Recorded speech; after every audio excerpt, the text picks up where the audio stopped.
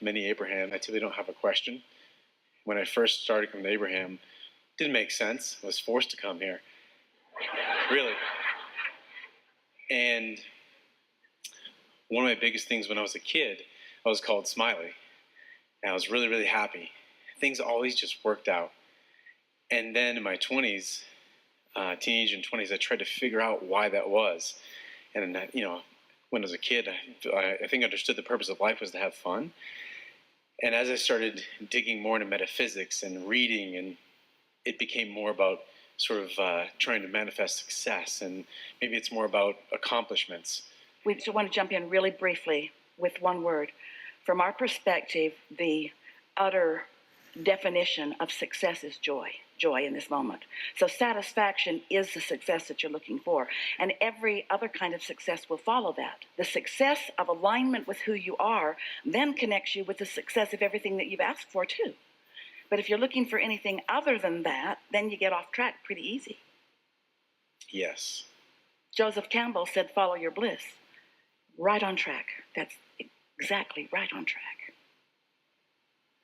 Okay. That changes the perspective too. Yeah, I get that. I've had some contrast through relationships and business and that kind of stuff. And good. It's the stuff eternity is made of. Say that again? Contrast is the stuff that eternity is made of. Without contrast, there cannot be clear choices. And without clear choices, there cannot be new creation. So contrast isn't you doing something wrong.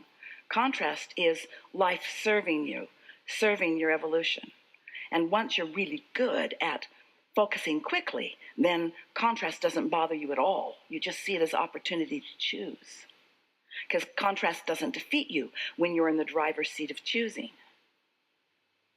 So maybe as the key is, are we to find joy in the contrast?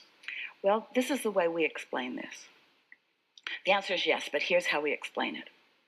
Step one is life just produces contrast and causes you to ask. So without even maybe putting words to it, if someone's rude to you, you want them to be nicer. And if you don't have enough money, you want more money. It's that simple. Life causes you to ask, even if you don't put words to it. Once you've asked, your inner being is all over it. Your inner being, who stands as the receiver of your evolution, becomes the vibrational equivalent of each new asking. So step one is you ask. Step two is it's answered. But it's a vibrational version that humans don't want to admit is real at first. Step three is admitting it's real. Step three is accepting that it has been asked and answered and that it does exist, and then finding a way to get into the receiving mode of what you're asking for. Because it's constantly being revealed to you, but you've got to get in the receptive mode so that you can receive what's being revealed. It's like the radio station can transmit the message or the music, but if you don't have your tuner set, you're not going to hear it. So you've got to set your frequency to that frequency, which means you can't be in doubt or fear and hear it. So we teach meditation as the easiest way to get there.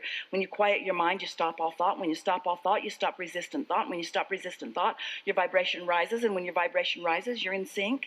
And so now you're in the receptive mode. So step one is ask, step two is answered, step three is receive, and step four is getting real good at that. Being so good at receiving, mostly because you like to feel good, and because you've practiced quieting your mind so you can go there easily. So step four is just being real good at step three. That seems silly to have a whole step that's about the step before it. But the receiving mode, it's not like a college degree where once you accomplish it, it's yours forevermore. Hang the plaque on the wall, I have received. It's not like that, because it either is or it isn't in the moment, depending upon how satisfied you are, depending on what you're doing with your thoughts. So step four is maintaining some stability there. And then step five is what you were just talking about. Step five is being back in a contrasting moment, and hear this, often because your inner being inspired you there because you want more expansion. Because if you want expansion, that means you want answers. And if you want answers, you need questions. If you want expansion, you need solutions. And if you want solutions, you need problems. Would you agree? And so when you're tuned in, tapped in, turned on, then very often you are inspired right into the clarity of a problem because it asks a question that the solution is so satisfying when it comes. It's not failure on your part. It's nothing for you or anyone to be disappointed about. It's the process, and understanding the process and being at one with the process. And then once Esther caught hold of that, when something wonderful would happen in her life, she'd say, I did that. And when something not wonderful would happen, she would say, I did that too. Because she understood that it's part of the clarifying process. But it's certainly not anything to lose your happiness over. If you've been even watching this forum or listening to this forum for a while, isn't the most satisfying conversation, doesn't it follow a big problem that somebody has projected? Or a big question? Our answers are only as good and as big as the question. If you've got a tiny little question, we got a tiny little answer. If you got a great big question, we got a great big answer. And your satisfaction factor is proportionate. It really is. Mm. Okay. I think I just got that. You think you did too? It's almost this back end step from 5 to 1. Like that is it's a cycle. The quicker you can move through that. What happens is you find yourself then not feeling like you're moving through it. It's not like getting over the problem. It's like, ooh, a juicy question, which is going to bring juicy answers. And you see, one of the things that happens is you come here, we talk with you, you hear us with our certainty speaking about the laws of the universe. And we tell stories of Esther's success or others' success, or you hear the stories of success from others. But until you have personally had the experience where you have felt the discord of what you think is a problem, and then felt the relief of alignment, and then actually come out of a meditative state with a clear impulse that maybe doesn't even feel related to your problem. It's just an impulse that feels good, like go to 7-Eleven and get a Slurpee. But the impulse is so strong and it feels so good that you do it. And then the next impulse leads to something that is a huge path. You meet someone, or another idea comes, or you buy a winning lottery ticket, or something happens. Until you make the correlation between a quieted mind, a raised vibration, a receiving thought, and the following through on it, then you don't know what we're talking about. It's just so many words. But once you start deliberately allowing your vibration to rise, and then receiving the thoughts that come from it, and acknowledging. The other day, here's Esther's newest example of this. So, you know, if you've been listening to us, Abraham teaches easy meditation. We don't encourage you making a big deal about anything. In fact, we say, listen to the air conditioner, and if you do, and you can just isolate that sound, your thoughts will stop, your vibration will rise, and you'll have a meaningful moment with us.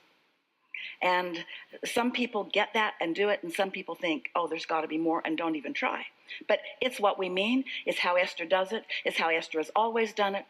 So the other day, they were in Asheville, North Carolina, which is known to be a spiritual community. And friends who Esther met there said, let's go to the Salt Crystal Cave.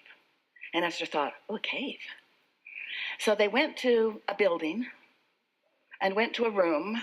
And Esther thought, it's not really a cave, but okay. And then she realized it was a meditation thing, and she felt a little slight resistance to that because she doesn't believe that she needs all kinds of stuff to help her meditate. She's tuned in, but she was with people she loves, and there were some strangers that she was meeting for the first time, and so 10 of them went into this room, and it was a room not very big, and the salt crystals had been imported from somewhere, Poland or somewhere, and they were all over the walls, so that all you could see around the walls were in some cases very thick and in some cases not so thick, but big salt crystals. And the ceiling had nets with smaller chunks of salt crystal that were hanging from the ceiling, and the floor was deep with what looked like a coarse sand, but it was sand of salt crystals. And then there were some lawn chairs seated around, and Esther sat herself in a chair and thought immediately, oh, this is satisfying. The temperature was perfect, and there was a water fountain dripping, delightful sounds, and The fragrance of eucalyptus was very soft in the room, and music, really quiet, beautiful music. And Esther sat back in her chair and thought, I love this. And then she proceeded to focus upon the sound of water dripping because it was the most consistent sound in the room. And in her chair was sitting a large piece of crystal, and Esther picked it up because she didn't want to sit on it, and felt a slight resistance because it seemed like something unnecessary. Abraham doesn't talk about it, but she found a way to hold it. Her hand just fit so nicely in it that she fell in love with it, and then she just blissed out for 45 minutes. And when it was time to go, she wanted to take her rock with her, and they allowed her to pay $4 for it. So now, ever since that day, Esther has thought about that delicious experience many, many times. Hundreds of times Esther has thought about that delicious experience. Now, before that experience, she was in San Antonio at Copenhagen Furniture with her grandson buying a desk for his new bedroom. And there was a man there who was helping them make the choices, and Esther and Luke made really wonderful choice. And the salesman complimented Luke to Esther in front of Luke, and Esther really liked that.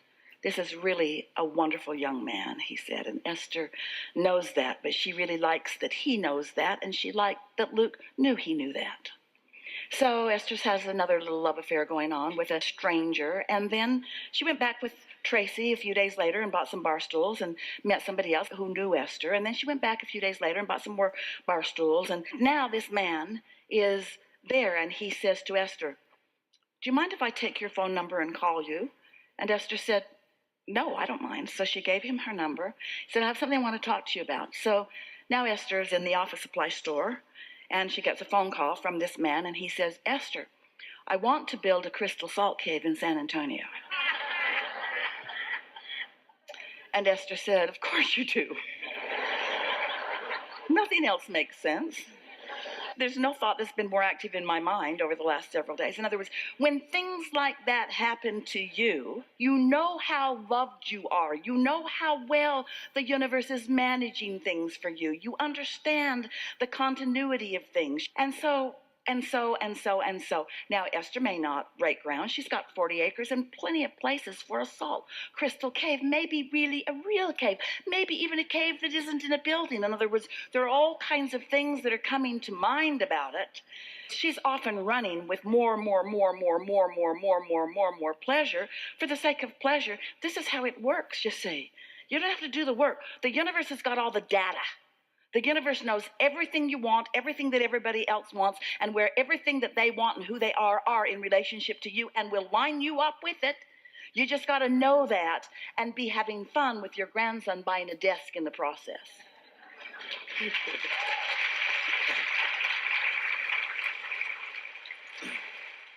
And Esther doesn't even believe in the necessity of a salt crystal cave for meditation. She just liked it. She might be the only one who ever goes in it.